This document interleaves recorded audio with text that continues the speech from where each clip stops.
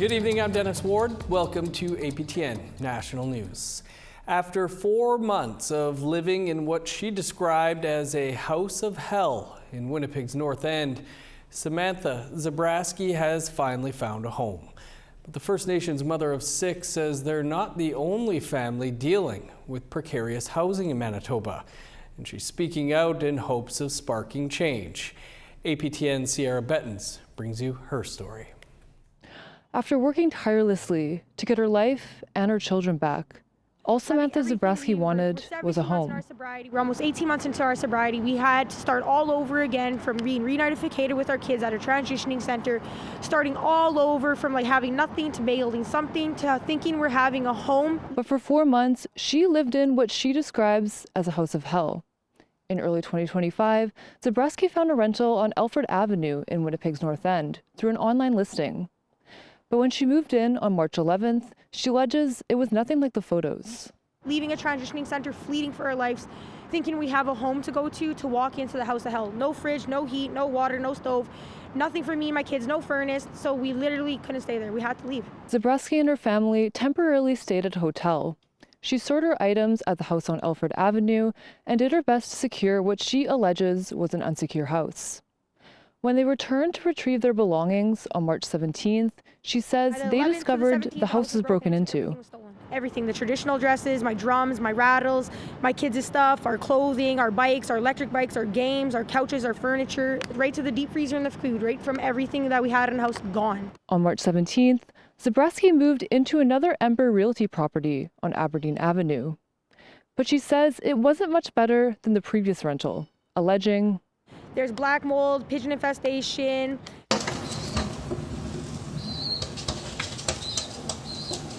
You can't go upstairs. You use the upstairs bathroom, it leaks through the ceilings. We're no longer able to bath the kids into the bathroom, into the area, the baby, due to the fact of the black mold smelling around the bathrooms." Zabrowski received a notice of termination from Ember for non-payment of rent in April, but continued to live at the property on Aberdeen while on several housing waitlists. Shauna McKinnon, a professor of urban and inner city studies at the University of Winnipeg, says the lack of social and affordable housing in Manitoba leaves many low-income families with few options. That is the kind of housing that we know is most accessible to folks who are living in low incomes, and especially when you're talking about families, with a bunch of kids. I mean, it's really virtually impossible to get housing that's affordable in the private market for those families. She says Manitoba's Your Way Home strategy has focused on housing people living in encampments, but leaves out others experiencing housing insecurity. Housing is really the foundation, right, in terms of health, education, employment, all of those things, family unification of folks who are involved in child welfare. And so it really should be made the top priority to expand the supply. After a hearing on July 8th, which the landlord did not show, the Residential Tenancies Branch ordered Ember Realty to pay Zabrowski $194.20 for the property on Aberdeen and $5,479.60 for the property on Alfred Avenue by August 5th. We want our money back for the rent, the damage, the lost properties, the furnace bills that I've been paying for. APTN reached out to Ember Realty for comment via telephone and email on multiple occasions, but they never responded. We also visited their offices on Selkirk Avenue, which appeared to be closed. A sign on the door directed tenants to pay their rent to the pawn shop down the street. I'm a reporter with APTN. I'm looking for Ember Realty. Oh, they're next door. The next door? Okay, are their offices closed maybe today? Just a second. Car's still there. Okay. Okay, so would she be at the building?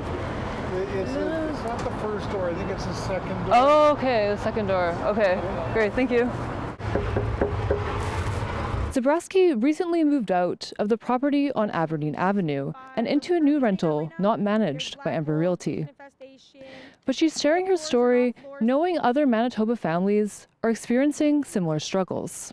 While APTN cannot independently verify them, online reviews of Ember Realty allege numerous issues, including black mold, pest issues, and a lack of communication from landlords.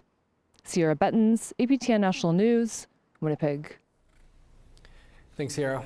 The mother of a 14-year-old youth missing in Edmonton for 2 months is still looking for her son and hoping he comes home safe.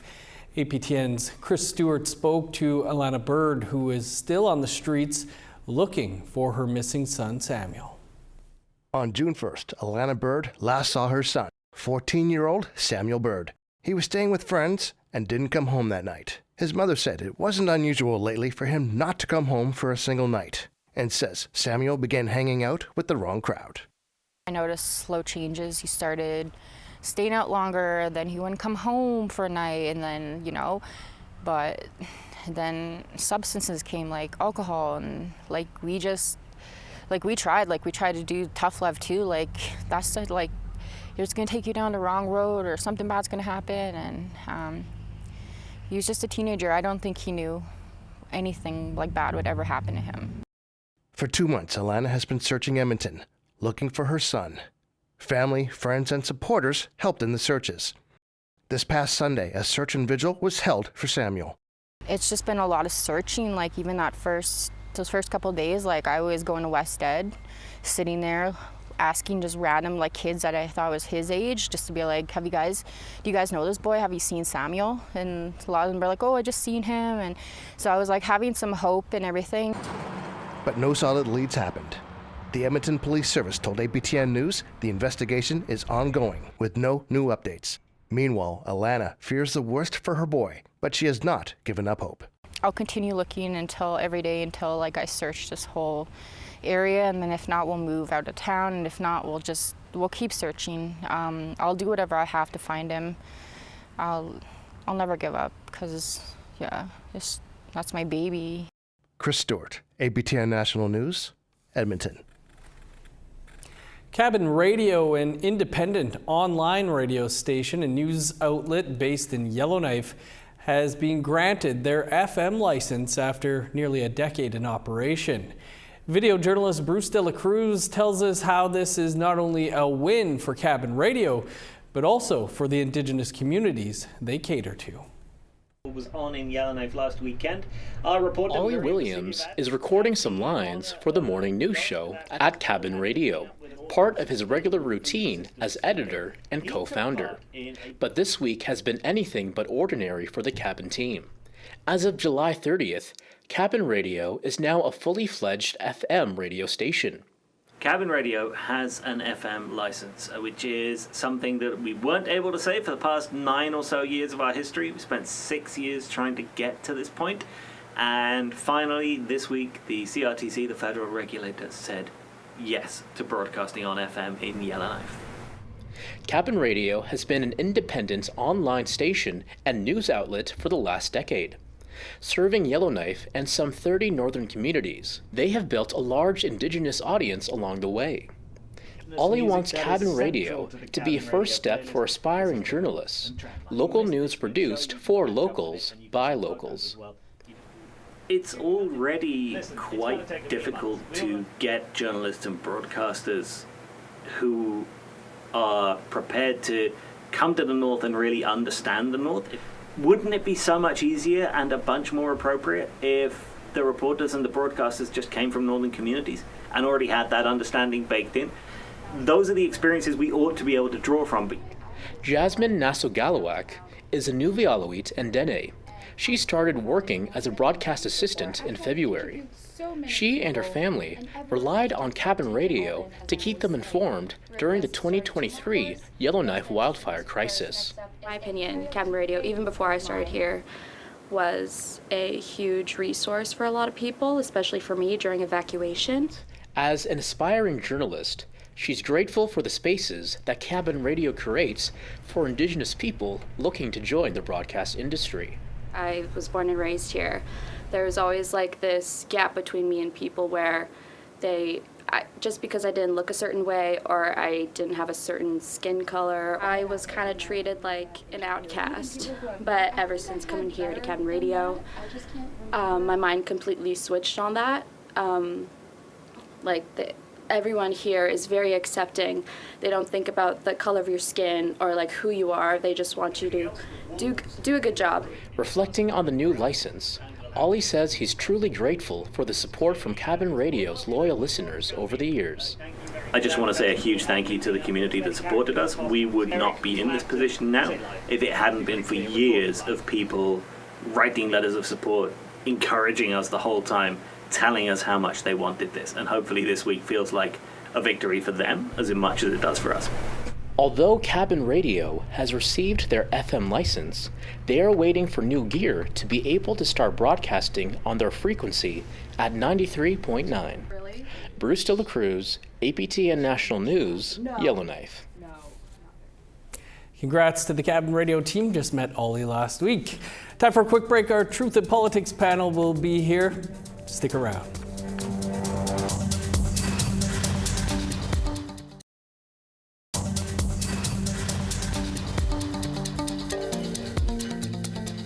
Welcome back.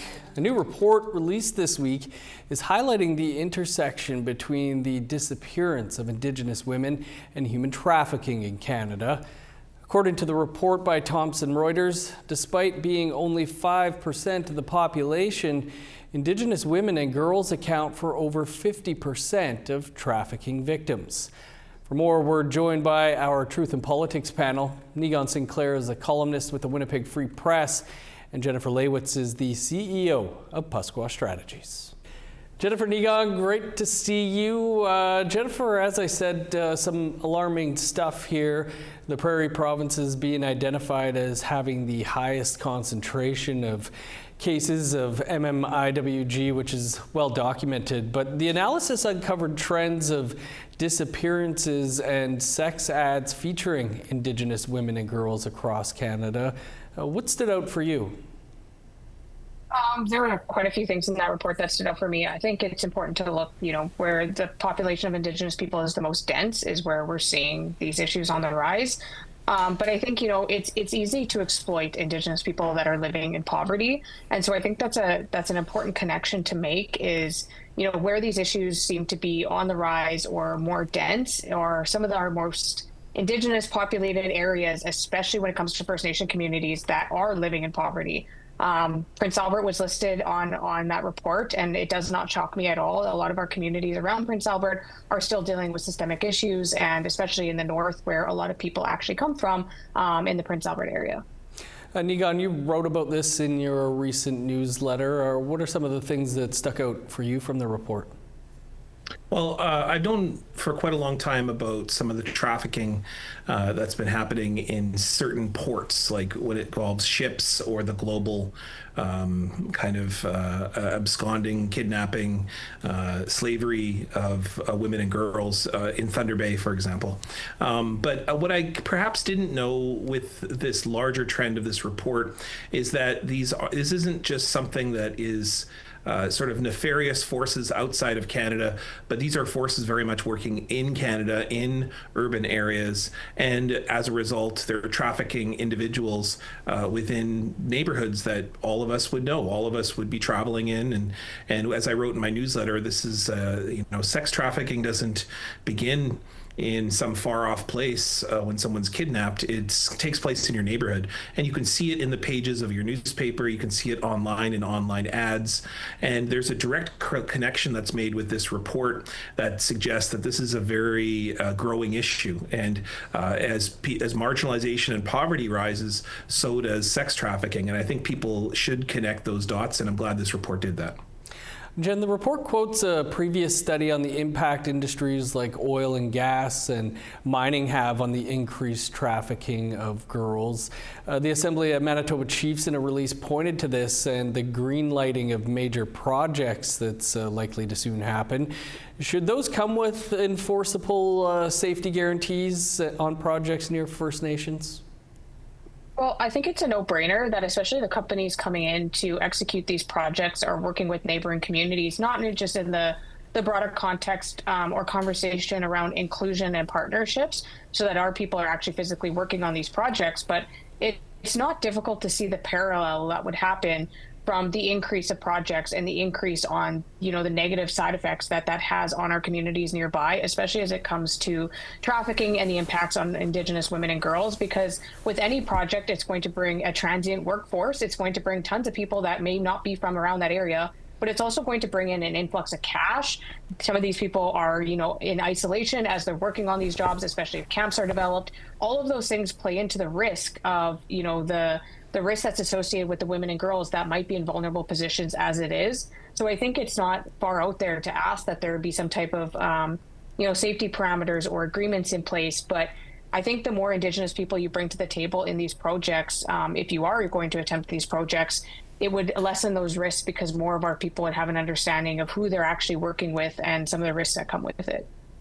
Nigon, there were some areas of action mentioned, including a national database for Indigenous disappearances, integrating sex ad data with MMIW cases, prioritizing investigative resources in Winnipeg and Edmonton in particular, and better cross-border collaboration with Canada and the U.S. Any of those really stick out for you? Well, I think probably what sticks out most for me is that we've heard these before, and these are very deeply embedded within the Murder Missing Indigenous Women and Girls Inquiry Final Report, the 231 calls for justice, and they're very much connected with that. Dealing with this issue would directly tie with engaging and empowering these very important calls for justice.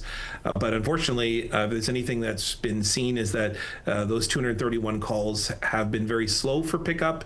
There's been a very small amount of political will, only in certain corners, and only when it becomes overlap of other existing initiatives in First Nations policing, for example. And so should there be a national database? Absolutely. Should there be more connection between those forces, those units that are assigned for dealing with trafficking, and then connecting that with the critical issue of murder missing Indigenous women and girls? That should happen yesterday. That's not even, why are we debating this subject on, because here's the reason, and the ultimate reasoning why, and for anyone who's doubting on why this is an important issue, we can either pay for this issue now, which is a lot more cost effective, efficient, saves lives, or we can pay for it later. And we'll pay for it 10 times worse in various different institutions and systems within our society. Never mind all of the trauma and pain and suffering that a disproportionate group of people are facing, particularly those families that are impacted by their loved ones who have been taken away from them. Indeed. We're going to leave it there and talk about a new poll on reconciliation over on the podcast. Thanks to you both. You gotcha. Thanks. Time for one last quick break, but stick around. We've got a real success story coming up.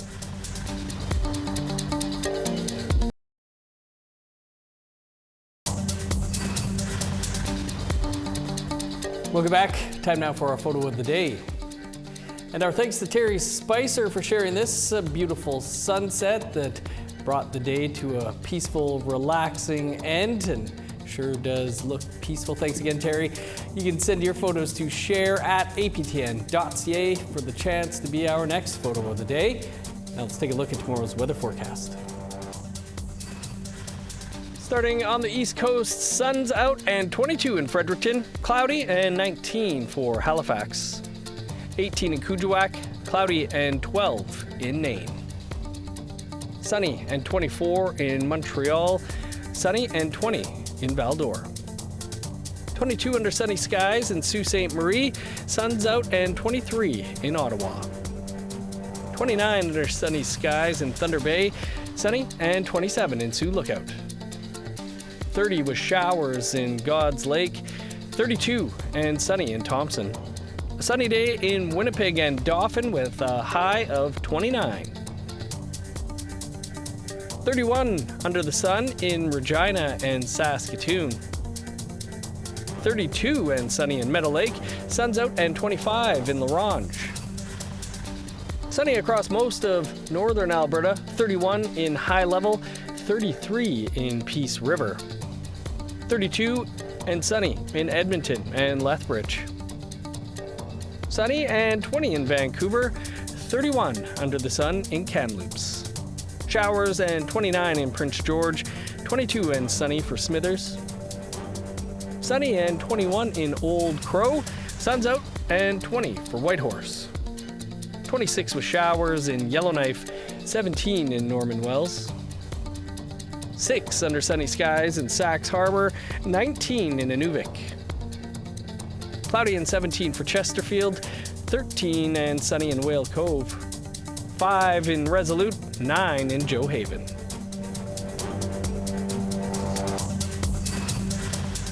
An entrepreneur from British Columbia is making her dreams come true, one charcuterie board at a time. APTN's Ryan Cunningham has this story. To make a charcuterie rose, you get some salami. I've already pre-sliced this, so you just lay it flat here and keep building it around. Wiggle it around just to give it a little loose because you don't want it too tight. And then it looks like that.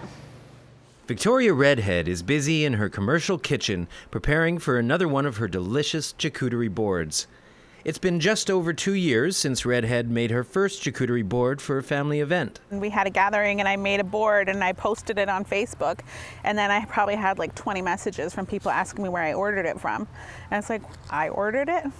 Or I made it, and nobody believed me. And I was like, yeah. And then I made another one, and then people were influencing me to start doing it as a business. She launched her own company called Owl Aboard Charcuterie 2 years ago.